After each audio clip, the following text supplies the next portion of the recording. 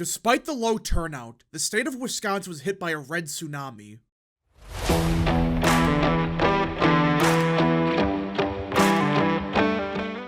What is up, people of the internet? It is me, Real American, back again with a new video. Today, it is time to talk about the 2024 presidential election because everyone, conservatives and Republicans, won up and down the ballot in Wisconsin. Whether it was a referendum, whether it was a mayorship election, whether it was whatever, Republicans won. And Democrats are coping by saying, well, the turnout was so low that it doesn't matter. These same people, mind you, tell you that a low turnout special in Alabama with 10 people voting is an indicator for 2024. But somehow, what happened in Wisconsin last night, no, that doesn't matter. That's a completely separate ordeal. Now, before we continue with today's video, I hope you enjoy these type of videos. If you do, smash the like button down below, subscribe, share with your friends, hit that little bell, follow the social media accounts in the description down below, and of course, join the channel today. Again, folks, all support is greatly appreciated, and yeah. Now, before we even talk about what happened with the referendums and stuff, I want to touch upon the presidential race because there is so much misinformation flying around about what happened here. So, right off the bat, you notice Republicans outvoted Democrats, but by only 20,000 votes. And everyone's losing their minds about, well, Trump didn't crack 80% and Nikki Haley got 76,000 votes. This is a sign that, Trump's gonna lose. And on top of that, Biden got more votes than Trump. It's over in Wisconsin. No. Here's the reality of what happened last night. So, let's start with the biggest factor that no one is talking about. The weather. Now, to be clear, this would affect both sides, but it would affect Republicans way more. Because Democrats vote early. Democrats, like half their votes, came before Election Day. And the weather in Wisconsin was bad. I mean, some areas had 14 inches of snow. You couldn't see 2 feet in front of you. It was bad in most of the state. And that's why Democrat turnout compared to other states, roughly in line. While Republican turnout, just to give you context to how bad this was, Trump in 2020, as the incumbent in an uncontested primary during COVID, got more votes than Republicans got this primary, combined. Do you really think, oh, well, that's a sign of Orange Man going down? Or maybe the weather was so bad in most of the state that people decided, screw this. I mean, why vote? If Trump's the nominee, so is Biden. Outside of a couple of referendum questions, who frickin' cares? There are a lot of voters that think like that. But also Wisconsin was an open primary state. So how many of these Nikki Haley voters were Democrats? I mean, granted, it's a month after she dropped out, but there's data points from even Georgia, which was after she dropped out, where a bunch of Democrats voted in the Republican primary to screw with Trump. So, there are reasons for why Trump, quote-unquote, underperformed. But also, the Wisconsin Republican electorate, for whatever reason, compared to, say, Michigan and Pennsylvania, is far more establishmentarian. Because you have a county like Waukesha, Dane, Milwaukee, and they take up a disproportionate amount of the vote in the Republican electorate. They do. And that's why Haley ran it up. She did pretty decent in Dane County. But do you think those voters are going to vote for Trump either way? Do you think these are Republicans voting for Nikki Haley en masse? Some of them might be. Like, okay, fine. Maybe half of her voters were actual Republicans. How much you want to bet that those, 38,000 votes, 95% of them are going to vote for Trump? But you can also go back to virtually every primary in the modern era when there's a presumptive nominee and everyone else drops out, and there's still a couple primaries. Those people that dropped out still get a decent chunk of the vote. Because there are just some voters that think, well, in this case, I like DeSantis better, so I'm going to vote for him in the primary, but in the general, I'm still going to vote for Trump. That happens. I don't get why people cannot comprehend that. So either way, the turnout on the Republican side was bad. But despite that, all right, despite the turnout being pretty bad on the Republican side, while turnout on the Democrat side was roughly in line with past states. And as a quick side note, Democrats put a lot of effort into Wisconsin the past couple of weeks. I mean, we've seen Biden come here like 3 or 4 times, Democrats are pouring a bunch of money into the state of Wisconsin, and that probably helped with the turnout as well. Republicans? Not so much. But you might be saying, well, why would they pour a lot of money into Wisconsin? I mean, it's just a presidential primary. Well, like I said, the red wave didn't come from the presidential race because it's a primary.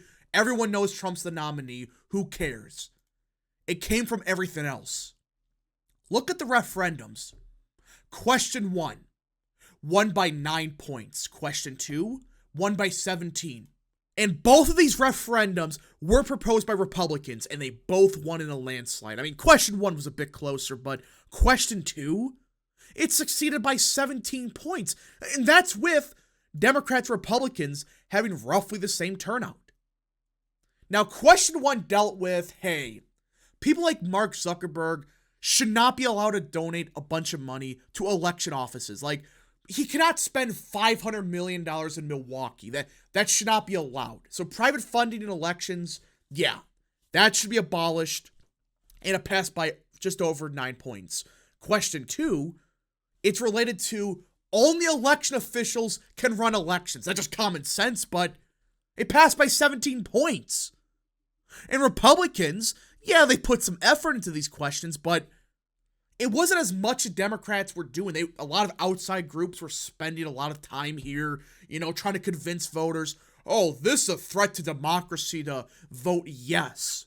I mean, it's so ironic that the party of democracy supports private funding of elections, not just, funding campaigns, but the actual elections themselves, where, hey, we're going to spend $50 million in the city of Milwaukee for the election board. Yeah, I'm sure that's a good idea. And on top of that, why should non-election officials run elections? Why? I mean, it should be people that have experience running elections and are actual officials should be the ones running the elections in Wisconsin. That's just common sense. But these people voted no. It got 41%. It got killed. Both these questions won by a lot. Question 1 was a bit closer, but question 2, I mean, look at that. A 17-point victory for yes, and just under a 9-point victory for question 1. But look at this map. I mean, look at Milwaukee. No was only at 55%, Question 2 had almost passed. But look at a place like La Crosse. It voted yes for both of them. And Dane County, yes got 31%. Now, I know you might be saying, well, these referendums are cool and all, but this doesn't necessarily mean there was a red wave, because it's a referendum. Bizarre results can occur, like I said, Vernon voting no, but La Crosse voting yes. It's bizarre. Like, yeah, fine, it's whatever. Well, these weren't the only elections that occurred in Wisconsin. Last night was the local races across the state, and we had some of the biggest upsets that, frankly, sent shockwaves across the state. We had a massive victory in Kenosha. I mean, the city of Kenosha voted for a conservative. But not only that, look what happened in the city of Wausau. And for those that don't know, it's in the northern half of the state. It's like Biden plus 10. It's a city that, not that Democrat, but still it's Democrat leaning. The Democrat who's the incumbent, mind you, and Democrats spent like $200,000, $300,000 on this race, lost by 4 points to the Republican. Granted, the turnout was pretty bad. I mean, only 10,000 votes, but the Republican won a city that Biden won by like 10 points back in 2020. This was a shockwave that no one saw coming. Same thing in Kenosha, like I said. Republicans won in the city of Kenosha, which is more Democrat. And you had referendums either failing or barely passing, like in Milwaukee. This wasn't the only referendum that occurred. There were plenty of local ones that usually Democrats dominate. Like I said, Milwaukee, they had a referendum on school board funding. It barely passed. Usually those pass 90-10. Like, oh yeah, everyone supports school funding. Yeah, we get that. But in the state of Wisconsin last night, there were plenty of referendums up and down the ballot that got shot down when it came to school board funding. And when it came to school boards, conservatives swept everything. Bunch of upsets in Waukesha when they got outspent like 20-1. It was stunning what happened. Folks, what happened last night was a red wave at the local level in Wisconsin. I mean, what else do you want me to call it other than a red wave? That's what this was. This wasn't just, one city council position like in Green Bay. That's a Democrat celebration because they won one seat in Green Bay that flipped the city council. Congratulations. You won one significant race. The rest, you got the living crap beat out of you. Whether it was a mayorship in Kenosha, whether it was in Wausau, whether it was in even Waukesha. Waukesha had a bunch of school board incumbents go down and replaced with conservatives. And I guarantee you can look at nearly any school board race and you would notice a bunch of incumbents going down and replaced by a conservative. That's what I saw in Waukesha. You had a bunch of people go down that had no business of losing because they had a lot of money behind them, while the conservative candidates, not so much. Didn't get any help from the statewide party. They still won. I mean, what do you call this other than a red wave? Democrats had one victory in Green Bay, and that's it. And now you have Democrats saying, well, this is just a fluke, It wasn't that impressive. Yes, it was. A fluke is winning one seat in Green Bay, and that's it.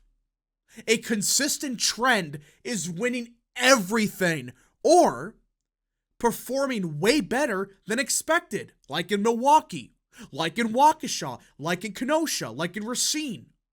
Hell, parts of Oshkosh they overperformed in. I mean, how can people look at that and say, well, that's just a fluke?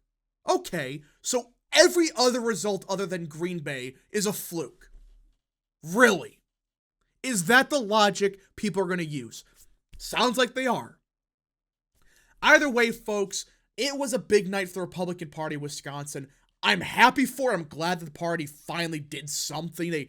They won something of note for the first time in a couple years. Outside of Ron Johnson, they've had a bunch of L's recently, but they're a good statewide party, and last night proved it. Anyways, folks, thank you so much for watching. If you guys did enjoy this video, smash the like button down below, subscribe, share with your friends, hit that little bell, follow the social media accounts in the description down below, and of course, join the channel today. Godspeed to all of you.